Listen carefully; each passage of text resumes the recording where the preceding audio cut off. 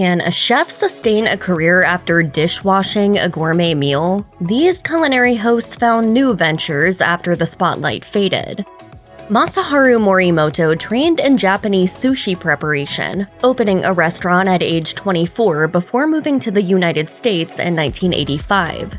There, he joined the staff of New York's illustrious Japanese restaurant Nobu, where he became executive chef. The high-profile eatery earned Morimoto attention from TV producers, who recruited him to be part of the original Japan-focused slate of competitive cooks on Iron Chef in 1998. A master of Japanese cuisine, Morimoto considers his food to be more of a fusion, blending Japanese, Chinese, and French traditions to create something new. Made famous worldwide by Iron Chef, Morimoto started opening restaurants in the 2000s, launching eponymous establishments in New York, Napa, Hawaii, Florida, India, Mexico City, and Japan. At one point, he had a hand in around 20 restaurants. One of his places, Bisatoro in New York, closed down for good in 2004, just after he left to devote more time to his branded products. Under the Morimoto and Momo-san names, the chef created beer, wine, sake, grapeseed oil, miso soup, instant ramen, and, during COVID-19, face masks. Morimoto didn't appear on TV much in the late 2010s, apart from the occasional cameo on an Iron Chef series, but he returned to host and judge the Roku channel original Morimoto Sushi Master in 2023.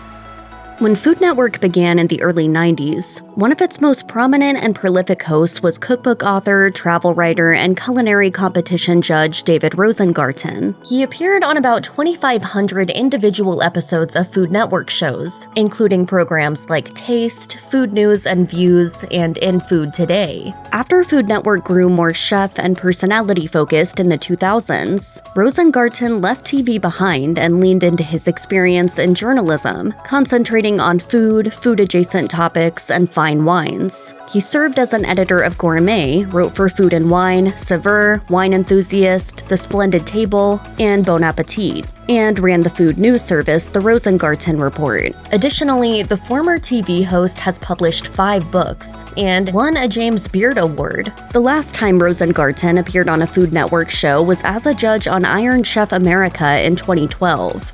For a decade and a half, Dinner and a Movie was a programming staple for cable network TBS. In between segments of a popular movie, studio hosts would show viewers how to cook recipes cheekily inspired by the film of the day. While the host changed throughout the 1996 to 2011 run, the chef in charge of the meal remained constant, Claud Mann. In the mid-90s, Mann was an executive chef in Los Angeles. After he started a food consultancy firm, TBS noticed and recruited him to anchor Dinner and a Movie. He'd wind up filming 900 episodes of the series. Mann told Ohio magazine, "It eventually ran its course, and then I went into kids' health." The pleats in a chef's hat, every one of those stands for a different way a chef should know how to cook eggs. Now, I don't have a hat, so I just know how to cook eggs one way. He'd eventually returned to the food world, owning and helping to operate a bakery in California called Ohio Roti. Mann makes several hundred bread loaves weekly, which are sold in the store and at a local farmer's market. When Food Network was still finding its footing, the service threw a lot of ideas out to enliven its lineup of cooking instructional shows. One of those TV-first concepts was a program called The Surreal Gourmet, hosted by Canadian food personality Bob Blumer, and based on his popular 90s cookbook series of the same name. From his brightly colored, gadget-laden kitchen built out of an Airstream trailer topped with giant slices of fake toast, Blumer offered inventive spins on home-cooked recipes, most famously, salmon prepared in a dishwasher. After The Surreal Gourmet ended production in 2011, Blumer moved to Los Angeles. He last hosted and produced programs more than a decade ago, like Glutton for Punishment and World's Weirdest Restaurants. In the 2020s, he occasionally appears on Canadian TV programs like The Marilyn Dennis Show and Baroness von Sketch Show. Blumer quietly published a more traditional cookbook called Flavor Bomb in 2020.